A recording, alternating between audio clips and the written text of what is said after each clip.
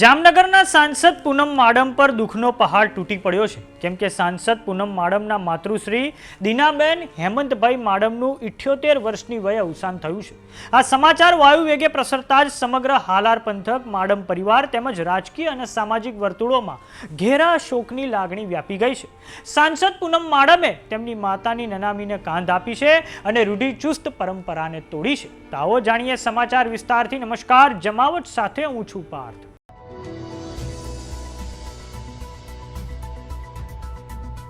જામનગર પંથકમાં શોકની લાગણી ફરી વળી છે, કેમ કે સાંસદ પૂનમબેન માડમના માતા દીનાબેન હેમંતભાઈ માડમનું 78 વર્ષની વયે અવસાન થયું છે। દીનાબેન માડમ લાંબા સમયથી જામનગરના સામાજિક અને પારિવારિક વર્તુળોમાં આદરણીય સ્થાન ધરાવતા હતા। તેમના નિધનના સમાચાર મળતા જ ભારતીય જનતા પાર્ટીના સ્થાનિક તેમજ પ્રદેશ કક્ષાના નેતાઓ, કાર્યકરો, અગ્રણીઓએ ઘેરા શોકની લાગણી વ્યક્ત કરી છે। સાંસદ પૂનમ માડમ અને તેમના પરિવારને સાંત્વના પાઠવવા માટે રાજકીય અને સામાજિક ક્ષેત્રના અગ્રણીઓ તેમના નિવાસસ્થાને પહોંચ્યા છે। સ્વ દીનાબેન હેમંતભાઈ માડમની અંતિમ યાત્રા તેમના જામનગર સ્થિત નિવાસસ્થાન નવાગામ ઘેડ ખાતેથી નીકળી હતી। આ અંતિમ યાત્રામાં જામનગર અને દેવભૂમિ દ્વારકા જિલ્લાના રાજકીય, સામાજિક આગેવાનો, વ્યાપારીઓ અને મોટી સંખ્યામાં સમર્થકો અને નાગરિકોએ જોડાઈને સદગતને શ્રદ્ધાંજલિ અર્પણ કરી છે।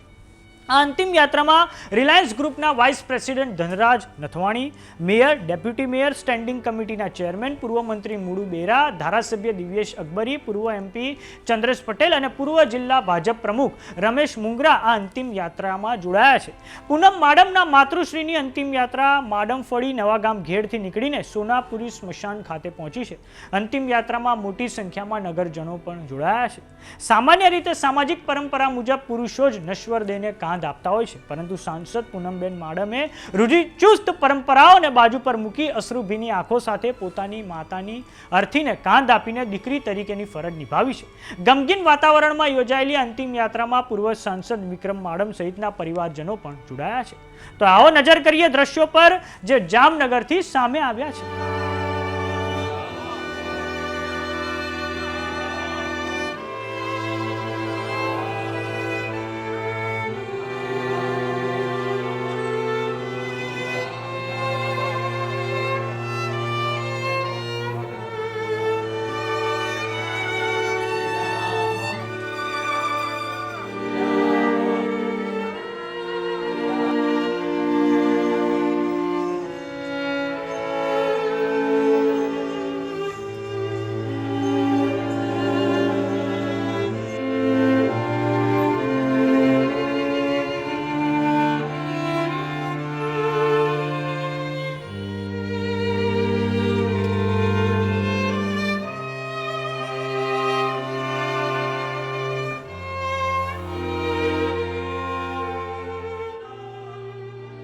માડમ પરિવારે જામનગર અને હાલારના વિકાસમાં મોટું યોગદાન આપ્યું છે। આવા કપરા સમયે સમગ્ર જામનગરની જનતા અને ભાજપ પરિવાર સાંસદ પૂનમબેન માડમ અને તેમના પરિવારની પડખે ઊભો છે।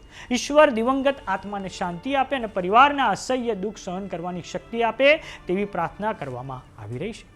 તો સમાચારોમાં અત્યારે બસ આટલું। જોતા રહો જમાવટ। જો તમે અમને યુટ્યુબ પર જોઈ રહ્યા તો સબસ્ક્રાઇબ કરો, જો તમે અમને ફેસબુક પર જોઈ રહ્યા તો ફોલો કરો, વોટ્સએપ ચેનલને જોઈન કરવાનું ન ભૂલતા। નમસ્કાર।